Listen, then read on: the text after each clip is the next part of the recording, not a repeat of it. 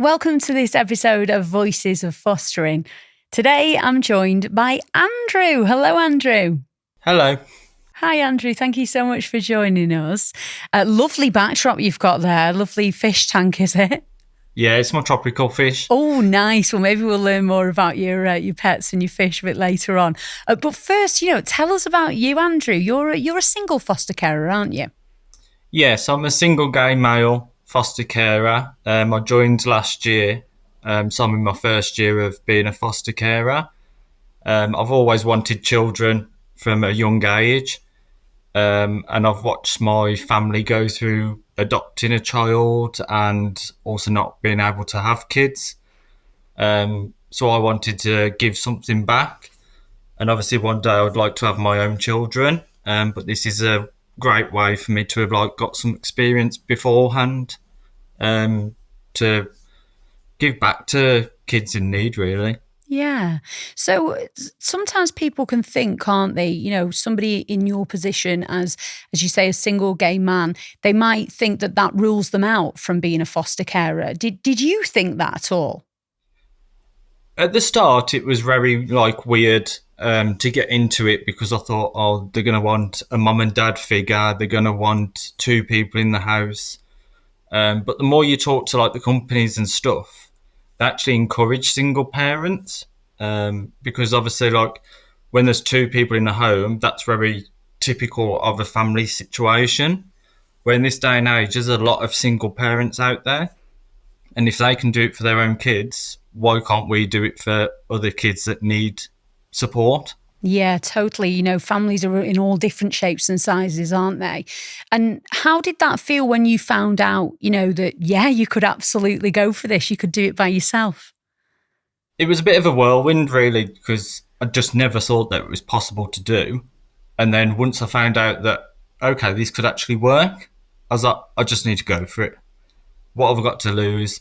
I can try it, see if I'm any good at it.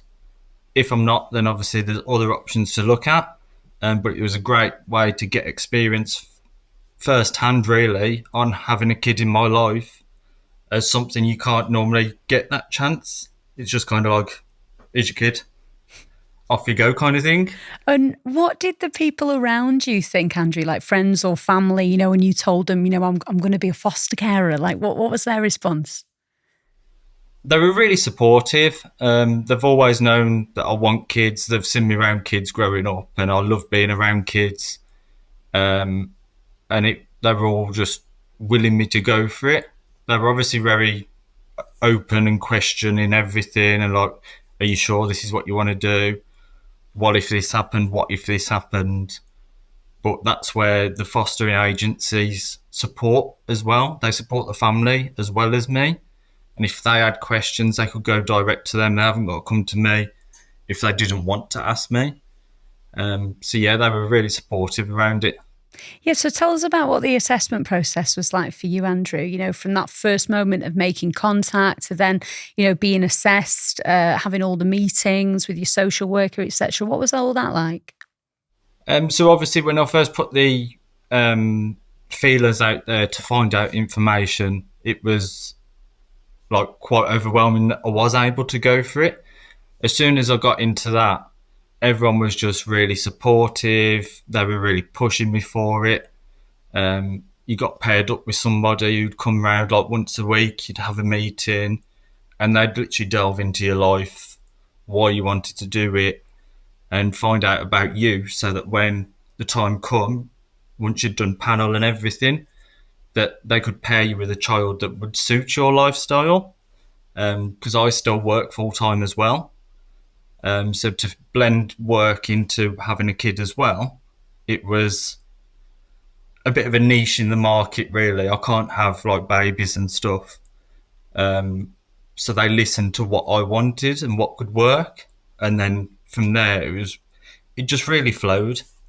And everybody that got involved was really supportive.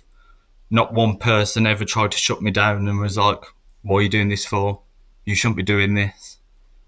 So it was really honouring, really, that people were backing me to do it, because obviously they knew that it would benefit the child. Yeah, so another factor that sometimes people can think could work against them is if they work full time. So you say you do still have a full time job. Yeah, so I still work in school, so thankfully I work in a school kitchen. So it is term time only, and that's how it works well for me, being single as well. So when the kids were off, I was off to be there full time to support the child.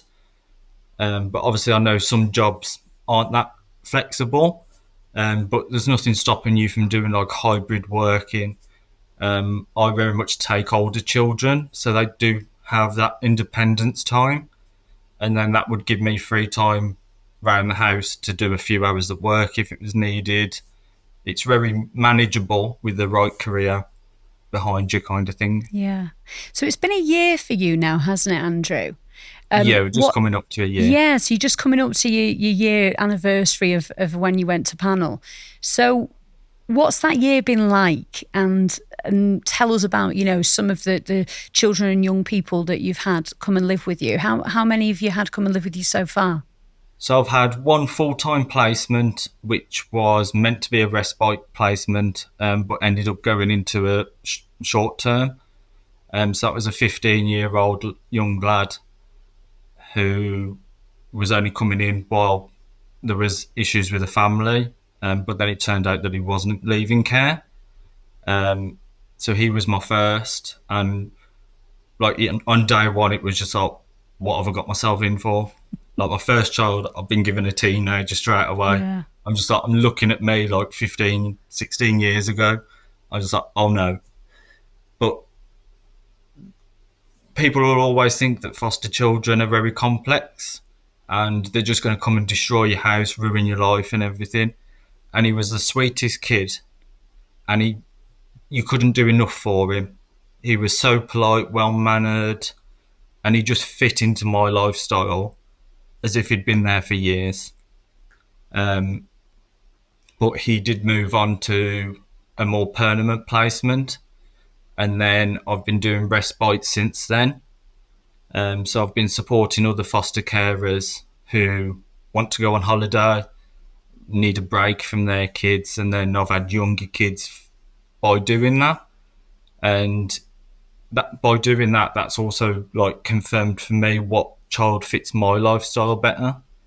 So having a younger child on respite proves that I actually am better with an older child in my life for the activities I do, for the times I'm at work, and having that bit of independence time because they're older benefited me. All the way through, they were really supportive of making sure you're with the right child. Yeah, and making sure that the match is right. Yeah. Absolutely. And so far, Andrew, the children and young people that you've had come and stay with you have been quite short term because, as you say, it's only been a year. But do you find that you still do, form quite a bond? And what's it like when they have to leave? Yeah, you form a bond really fast because obviously they get dropped off and you have a small introduction with them and their social worker. And then that's it. It's 24/7. You're together. You bond over stuff that you probably wouldn't think you'd bond over, whether it be chores, cooking, cleaning, watching telly, walking the dog. And it's those little bits that make it feel worthwhile because you're like, we're actually connecting and we're getting on. And they're obviously comfortable because they're opening up. They're telling you bits and pieces about their life. Because obviously you know that they've had some sort of experience in life to get them into foster care. You don't want to just question them and bombard them with questions that are going to make them feel uncomfortable and just like, you're a stranger, I'm not going to tell you this. So when they actually come to you and they open up, it's really rewarding for that sense. Um, and then when they come to go, I can always remember the first placement when he left, and he gave me the biggest hug and just said thank you for everything you've ever done for me. Although it was only a short window, the experience he left my care with, and knowing that he can trust another man and people will care for him, he was just so grateful for. And it was kind of like it made you melt inside kind of thing. And you could feel like your heart sinking and like your eyes were getting heavy. And I'm just like, no, I can't cry. I've got to be good. And yeah, it was really rewarding at that moment. And it was a bit upsetting that obviously the placement ended and he was moving on. But it was nice to know that it was for his best interest. Yeah. It's never for our best interest, it's for the kid. Yeah, because one of the things that I hear quite a lot is that people worry, how will I ever give a child back or a young person back? How would I be able to do that? But, you've just told a beautiful story there where, yeah, you did shed a tear and it was emotional, but wow, the impact that you've had on that young person, and then they're never going to forget the time that they spent with you, are they? No, and what we kind of did as well, because it was only a short placement, is we kind of made a memory box, and anything that was ever like a really good day together, we'd make sure there was a memory of something that when he left, he had something to look back and remember those times by. I was the first placement he ever went into from family. So it was just like, I wanted him to have a good experience from that. And then he can go forward and think, oh, I remember doing this with Andy. He taught me how to do this. And it was that kind of stuff that's rewarding for myself, and that's why I enjoy doing it. Yeah. So you touched on there, Andrew, that you've got animals, and they can be a great bonding tool, can't they? So tell us about your animals and how they've helped with your children and young people that you've had live with you. Yeah, so I've got a dog who's 7.5. He's a little sausage dog. Oh. And then I've got the fish tank. I used to work in an old people's home as my first ever job, and we had a fish tank there. And they actually use it as like a therapeutic exercise because they can watch the fish and it's really relaxing. And on days where they'd come back from the foster child came back from school and he'd had a bit of a rough day, you'd often quite find him sat perched on the edge of the sofa just watching the fish. Yeah. And although that's something that like myself wouldn't come and do, I'd look at them, but I wouldn't get that kind of pleasure from them. For a child, it can make a big difference. And he used the dog as like a comfort, almost like a therapy dog, but he's never trained as a therapy dog. He's just my pet and he's part of my family. And it became very clear how much of a bond they formed because it's like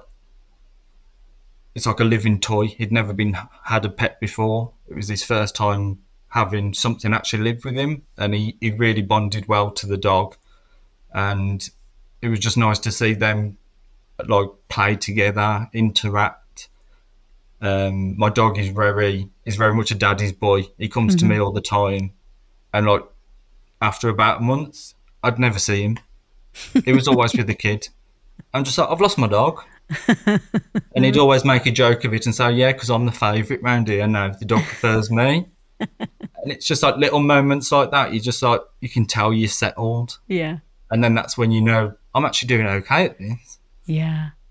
So that's when it's rewarding for you as a foster carer. I mean, we use the word rewarding a lot on this podcast, but it absolutely is, isn't it? Sometimes that's the only word to use. It's the biggest thing you take from it. Obviously, the struggles at different stages, but the biggest thing you ever get out of it is that reward, knowing that you are doing good. You're helping this child however you can. People have got different parenting styles. What I agree with, someone else might not. But at the end of the day, you're doing your best. And if you can see that reflecting in that child and you see a change in their behaviour that's positive, that's when you just like, okay, it's working. Yeah. Something's going right. I'm doing good at something, and then that's when the reward comes from it. Yeah. So you're a year along the line now, Andrew. How do you see your future really with fostering? How do you see it fitting into your life in the future? So I'm continuing on respite care at the moment. and just seeing how I continue to go, I'm getting more and more experience with different age range of kids, different backgrounds, and getting a bit more knowledge into that before I'd go back into short-term or long-term foster care. Because I'd rather commit fully to a child that I can give my time and attention to, that's going to suit me better. Obviously, I don't have the support of another co-parent. It is just myself, so I want to make sure that the child I get for a longer period is in the best possible hands that I can give. And that's why I'm doing the respite at the moment, because it offers up short periods of having a child without the full committal of a full placement. And then that way I can see what works for me and what doesn't. So it's like learning disabilities, religion and stuff like that. It's how that incorporates into your lifestyle and how you can help support them in their lifestyle as well. So Yeah, it's a good learning way, really. You say you're doing respite care at the moment. For anybody listening who might not be familiar with that, what are the reasons that a child or young person, might need a respite carer? There'll be different reasons for needing respite. It could be that the family have a pre-booked holiday before they get the child placement and they can't get the child to come, or they don't have access to the passport. It could be that there's a family illness or something and the foster care has got to have an operation or something, so they need a bit of time. There's also in situations where another single carer like myself might be struggling and they might just need a bit of a break, and they just want to have a break away from the foster child because they're clashing, they've got conflict or anything, or they're emotionally drained. And sometimes just a weekend away can just reignite why they're doing it for, and it makes that bond better with them. And obviously, it's not easy 24/7. If it was easy, everybody would be doing it. There are challenges that you do face, and it's knowing your own boundaries and what your limits are, and knowing when, okay, I need a break now. I might need somebody to just help. And then that's where respite carers come in. And obviously it's a good way to have it fit around your lifestyle if you can't commit to something more full-time because of work or anything like that. Yeah. One question that I have, Andrew, for you as a single carer, I'm just thinking about if I apply to be a foster carer as a single person, a question that I might have is, what if I was to meet somebody and, I wanted to move them into my house, for instance? Where do you stand with that? Do you know? So I actually had a discussion with my social worker in regards to how that process would work. Yeah. So obviously they still want you to live a normal life. You're here to help benefit the child, but you are still living your own life at the same time. They don't want you to put it on hold. They want you to continue with your life and your lifestyle. They're very supportive with you to use family and friends, as long as they have DBS background checks done on them, as babysitters and stuff like that. So you can still go out and date. And obviously if things did progress, the social workers would get involved, and your partner would then have a meeting with the social workers, and then they can actually apply through the fostering as well and go through the panel and the whole process that you did. Okay. And as long as they've clear DBS checks and everything like that, and they do the panel, they've got no obligation with them moving into the house and supporting and becoming a couple fostering. And there's also stages they'll support you through with. If they wanted to stop one night a week, then you go up to 2 nights a week, and you just gradually introduce them into the child's life. You can't just throw them in and they'd be like, they're going to start living here as well. Obviously there's always that risk that it doesn't work out, and you don't want to keep having random people in your house for this kid to meet, make bonds with, and then be took away from. They might have experienced that already in life. So it is a case of you've still got to live your life, but you can't be selfish against the child, and you've got to make sure that the child is still safe and comfortable in your home. Um, but the social workers are really supportive with it, and they give you techniques and ways and different options to continue dating and get Yeah. somebody into your life. Yeah, and that must feel really reassuring, Andrew, that you're being supported as your life changes and evolves. It's not like as you say, you're stuck in one place. Your life's going to be moving on constantly, and you'll be supported in that, won't you? Yeah, they'll support you through anything. If you, like I said earlier, if you have an injury, if you need an operation, they'll support you. They'll find other carers that will help. Um, the company that I work for, all their carers talk, they mingle, they meet, they go for breakfast, they share experiences. It's not just support from the actual company itself, but it's the other carers as well. It's like a little community, and nothing is ever a stupid question. And you've just got to throw yourself at it. And as long as you do that and you continue to live your life, it'll become the most rewarding and enjoyable experience that you've actually done. Yeah, so now you're a year in, you're doing it, you're fostering lots of children and young people. What's the sort of response that you get from people when, people might ask you what you do or they find out you're a foster carer? Like, what's the sort of response to you? The initial I get is, "Oh, I'd never thought you'd have done that, but I didn't think that would be kind of something you'd do. You're still young, you're still living your life," and I'm just like, "I still am. There's no difference. I'm still living my life. I'm still going on holidays. I still get to go to the gym. I still get to go to work. I still get to go out with my friends. Yeah, there's a child in my life, but I include them in the stuff. We go for meals together. They meet the family. They become part of your family in your life.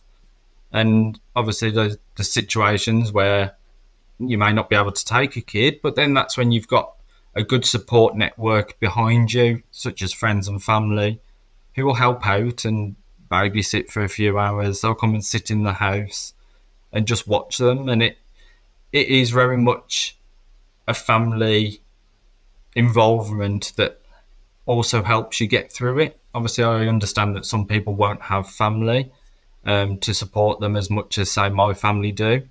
But there are alternative processes that can be looked at, such as other foster carers. And they offer like buddy systems and stuff where you support each other and nothing's ever too much trouble. Yeah, and you seem so happy and so settled, Andrew, and you seem to be getting so much out of foster caring. Did you ever imagine that it'd be this good? What did you imagine it was going to be like? I imagined it being like absolute hell. I imagined my house would be smashed up. I'd be effing and blinded at, and I just wanted to give it all up and just run in the opposite direction and think, what the hell have I done to myself? Why am I doing this? And I never thought I'd get so much like rewards out of it, in the sense that I just feel more wholesome. I feel like I view people differently, in the fact that I don't just judge them on their looks, but I think about what their background might be. And you don't necessarily, like, if somebody doesn't understand something, you don't just jump down their throat and start being like, well, that's just stupid. Why don't you understand that? You start looking at the bigger picture and things and think, okay, they might need a bit of support here. Let's look at it a different way. And you very much look at everything a different way once you start doing this. You can Yeah, become a so lot more softer approached. meeting children and young people that have, maybe had adverse life experiences, your eyes have been opened really, and I suppose you're more empathetic now. Is that what you're saying? Yeah, you're a lot more empathetic, and you take a lot of a softer approach to a lot of situations, and you think about the reason why they might be acting away, rather than, oh my God, they're shouting and arguing. They'll be like, well, what's made them shout and argue? What is it triggering them because you want to find out what that is so you don't keep doing it if it's an issue with you, or it might be an issue at school or something. You want to get to the bottom of it, and you just want to make them happy. You want to make them feel loved and cared for, and just provide that safe space.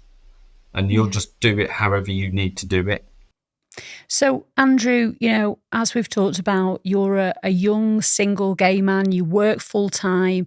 If someone in the same position as you was watching or listening and they thought, I really want to have children, young people in my life, I really want to be a parental figure for somebody, but I don't think I can, what would you say to them?